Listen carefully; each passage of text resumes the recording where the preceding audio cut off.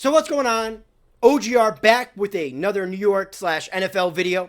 I want to encourage everybody to like, share, and subscribe. Don't forget to ring that bell. So news have been thrown about this week as far as the NFL salary cap.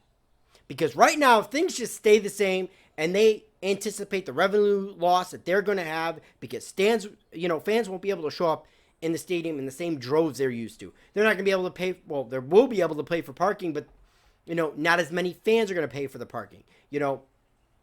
Employees that work for the stadium that they normally pay during these games, like security guards, these guys aren't going to be making the same money, if at all.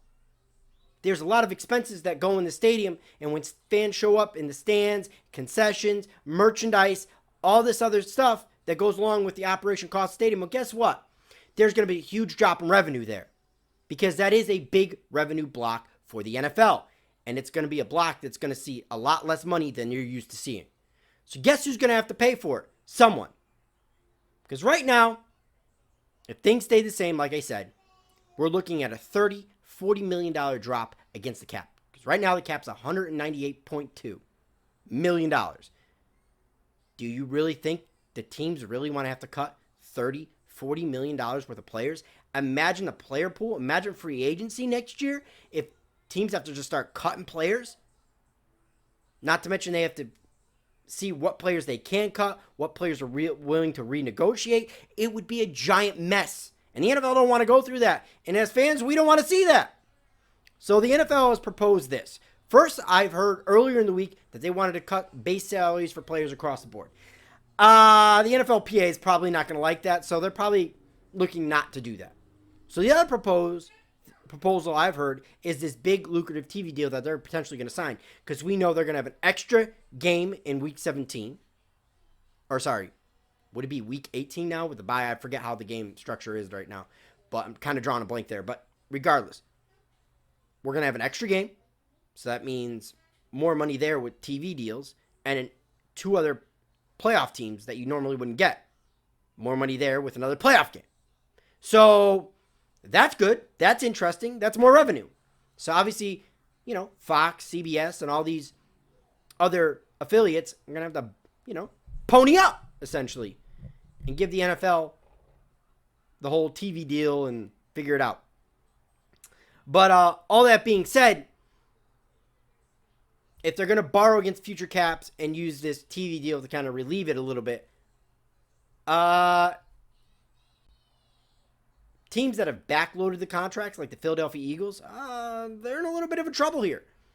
They're going to have to really hope a lot of their draft picks pan out because they're going to be cutting players they wouldn't normally think they were going to be cutting. And that's the big thing with the Philadelphia. They've backloaded all these contracts expecting the cap number to go up year after year after year after year.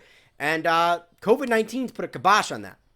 I also feel bad for Dallas Cowboy fans because, I follow Boys for Life. I follow Mark Holmes. Now, the big thing with the Dak deal, I think, is the years that he wants to sign for. Cowboys want to give him this big, lucrative deal over multiple years, and he wants a little bit less years, but the same type of money. So that's where the kind of deal is stalled. Last time I heard an update. And, again, it puts a wrench in their plan. It puts a wrench in the Giants' plan.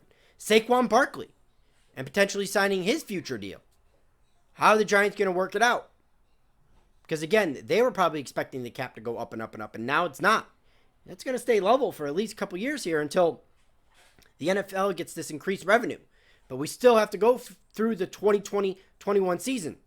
And right now, as it sits, COVID-19 is not going anywhere. It's still here, and people kind of forget about that.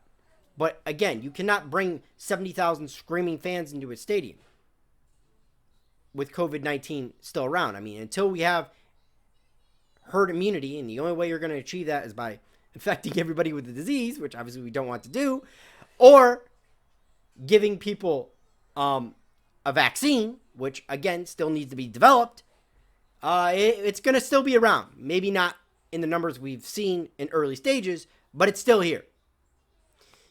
So what are your guys' thoughts? Let me know in the comment section below. It's been OGR Sports, and I'll catch you on the next vid.